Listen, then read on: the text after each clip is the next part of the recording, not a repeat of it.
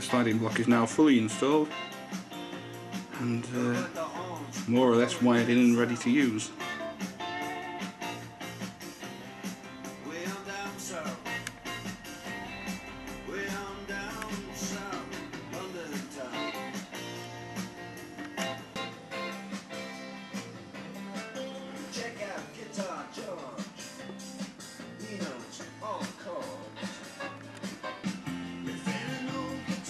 The weathering for the track is also nearing completion on this side.